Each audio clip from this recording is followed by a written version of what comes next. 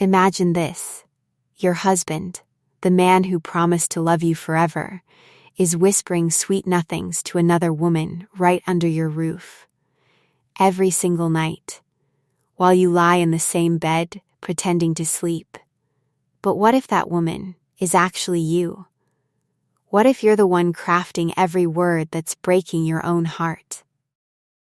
Hey everyone, welcome back to Betrayal and Revenge Stories. Today's story is called Catfish at Home. This isn't just another cheating tale. This one is going to crawl inside your chest, squeeze your heart until it hurts, and then show you exactly how a woman can rise from the ashes of her own marriage. Buckle up. Grab tissues, maybe a drink, turn the lights low, and settle in. This is a long, twisted ride. Let's begin. Olivia Bennett had been married to Noah for 12 beautiful, exhausting, ordinary years. 12 years of building a life together. They met in college, fell hard and fast, got married in a small garden ceremony with fairy lights and her mother crying in the front row. 2 kids followed. Little Sophie, now 9, with her father's smile, and Ethan, 7, who still believed his dad could fix anything. They lived in a cozy 2-story house in a quiet suburb, the kind with white picket fences and block parties every summer. Olivia worked part-time as a graphic designer from home so she could be there for the kids. Noah climbed the ladder in commercial insurance, bringing home a solid paycheck that paid the mortgage and funded family vacations to the lake every July. On paper, they had it all. But lately, the spark had dimmed. Conversations became routines. Date nights turned into Netflix and leftover pizza. Olivia noticed it first, but she told herself this was normal. Marriage isn't fireworks forever, right? Until the night everything cracked wide open. It was a Thursday. The kids were tucked in after stories and kisses. Olivia had just finished loading the dishwasher when she walked into the living room. Noah was on the couch, legs stretched out, phone glowing against his face like a secret lover. He typed quickly, paused, and then let out that soft, intimate chuckle. The one that used to be hers alone. The one from their honeymoon nights in that tiny beach cabin. "Everything okay, babe?" she asked, keeping her voice light as she reached for a glass of water. "Yeah, just some late work emails," he said without looking up. His thumb swiped across the screen fast. That chuckle stayed with her all night. She tossed and turned beside him, stomach in knots. At 2:17 a.m., when his breathing was deep and steady, she did something she swore she'd never do. She reached for his phone on the nightstand. No new passcode. Still the same one they'd shared for years. She opened apps carefully. WhatsApp looked normal. Instagram clean. Then she found the hidden album, and there it was, a dating app. Messages stretching back weeks. The woman's name was Mia. Profile picture, long raven black hair, sultry eyes, full lips curved in invitation. Bio, seeking something real. No games, just deep connection. Noah had sent the first message. Olivia's hands trembled so hard she almost dropped the phone. She read, "Noah, your profile stopped me cold. You look like the kind of woman who actually understands what a man needs." Mia, "And what do you need, handsome?" Noah, "Someone who listens. Someone who makes me feel alive again. My wife, she tries, but it's just not the same anymore." Tears blurred Olivia's vision. She scrolled faster. Voice notes. Flirty selfies. Then the gut punch. A video Noah recorded right there in their master bathroom. Shirt off, muscles flexed. Whispering, "This is what you do to me, Mia.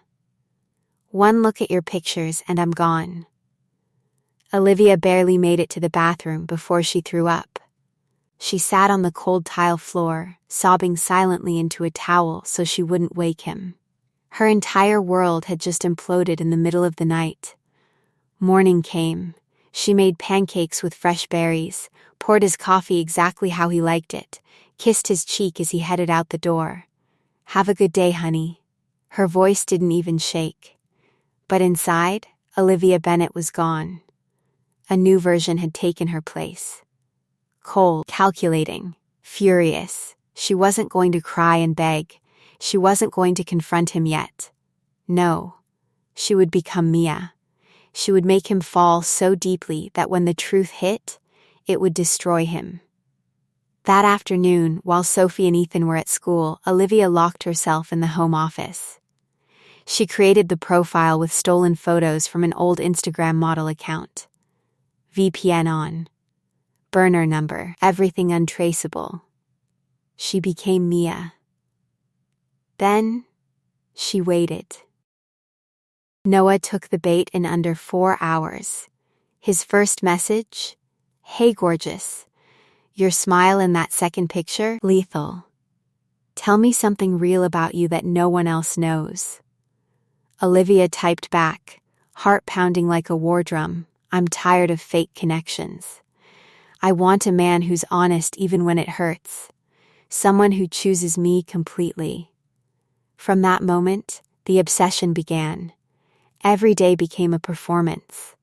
Noah texting Mia at breakfast while Olivia sat across the table. Noah sneaking to the garage during kids' soccer practice. Noah in the shower, voice low on video calls she could hear through the door. Olivia played Mia perfectly, sweet at first, then vulnerable, then seductive. "Mia, tell me about your day. I want to know everything. Noah, work was hell, but thinking about you makes it worth it. My wife barely asks anymore. You actually care. Mia, because I see you. The real you." One night, after the kids were asleep, Olivia lay in bed beside him while he texted Mia, her under the covers. She could feel the vibration against her leg. She wanted to scream. Instead, she turned over and whispered, "I love you, Noah." He mumbled it back without looking up from the screen. The emotional torture was constant. She lost sleep, lost weight. Her clothes hung loose. Luna, her best friend since college, noticed immediately during their usual park meetup. "Liv, what is going on? You look like you haven't eaten in weeks." Olivia broke. She told Luna everything. The messages, the video, the lies. Luna's face went from shock to white-hot rage. "That bastard. You need to leave him today. Take the kids. Bleed him dry." But Olivia shook her head. "No, I want him to drown in his own fantasy first. I want him to beg Mia for a life he's about to lose." Luna stared at her for a long moment, then nodded. "Then, we do this right. I'm with you every step." Together they planned deeper. Olivia started saving every single message, screenshots, recordings. She even had Luna help install a discreet tracker on Noah's car through a mutual friend who worked at a security company. Weeks passed. The catfishing grew darker. Noah told Mia he loved her. "I think I'm actually in love with you. This feels more real than anything I've had in years. Mia, prove it. Send me a photo right now from inside your house, holding today's newspaper." He did it. Standing in their kitchen, smiling like an idiot, kids' drawings on the fridge behind him. Olivia cried for an hour after that photo arrived. Then came the money. "Mia, baby, my car broke down. I need $800 to fix it so I can keep working. I hate asking, but I trust you." Noah sent it the same day. Then another $1,200 when Mia's rent was due. Then $3,000 for an emergency. Every transfer, Olivia moved the money into a secret account only she and Luna knew about. Noah grew bolder. He started talking about leaving. "I'm going to do it," he confessed to Mia one evening, while Olivia was supposedly taking a long bath. "The marriage has been dead for years. Sophie and Ethan will adjust. They're young. I deserve passion. I deserve you. Mia, what about your wife? Won't she fight for the family?" "Noah, she's comfortable. She won't even see it coming. I'll tell her gently. Eventually, Olivia stood behind the bathroom door, water running full blast, phone recording every single word.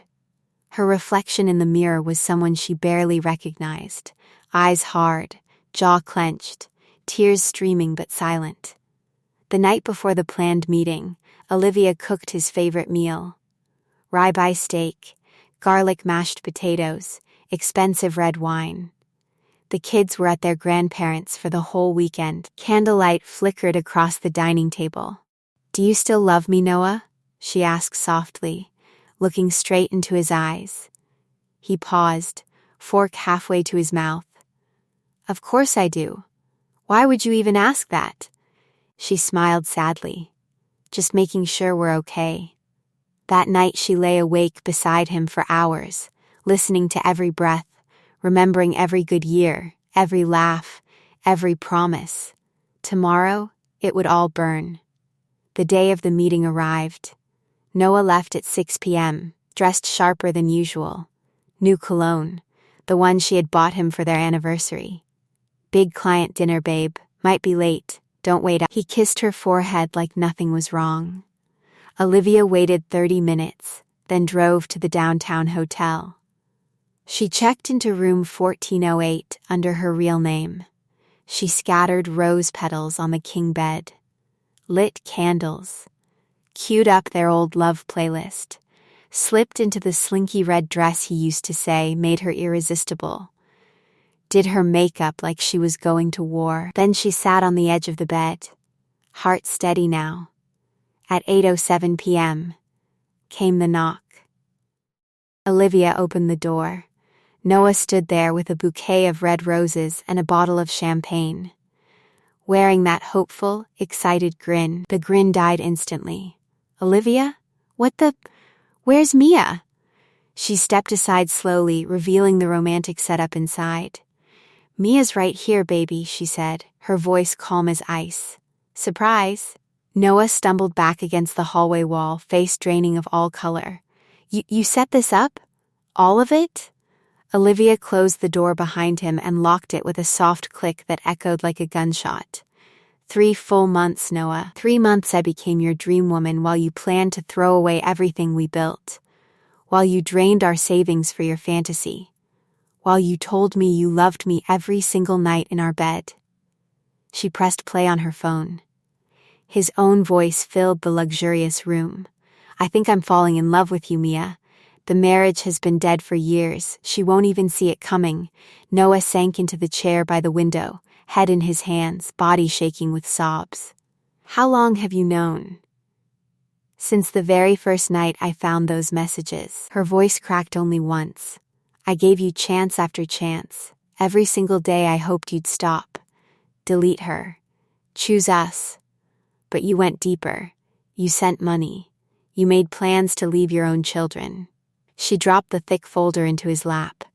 Every screenshot, every bank transfer, GP's logs from the motel, printed voice transcripts, hotel receipts. "I have copies with Luna, with my lawyer, in 3 different safety deposit boxes. If you fight this divorce, everything goes public. Your bosses, your parents, your friends. Everyone will know exactly who you are." Noah was crying openly now, ugly broken sounds. "Olivia, please. It was just online. I never touched anyone. I was weak. Stupid. We can go to counseling. Save the family. The kids need both of us, the kids." Olivia's laugh was sharp and cold. "You were ready to abandon them last week. Don't you dare use them as a shield now." She picked up the roses he brought for Mia and dropped them straight into the trash can. "You have 24 hours to pack your things and move out. I'm filing Monday morning. I want the house, primary custody, full child support, alimony, and every dollar you sent to your fantasy woman. You will sit down with Sophie and Ethan and explain to them why Daddy is leaving. No lies." Noah looked up, eyes desperate and red. "Can we ever come back from this? I still love you." Olivia stared at him for a long, heavy moment. Then she smiled, a new smile. Strong, victorious, free. "No, Noah, we can't, but I will. Watch me rise higher than you ever imagined. She grabbed her bag, walked out of the room, and left him there, shattered in the hotel suite meant for his perfect fantasy. The divorce was long and brutal, but Olivia was prepared for war. She kept the house. Primary custody, generous support payments. Noah lost several big clients after word quietly spread through their circles.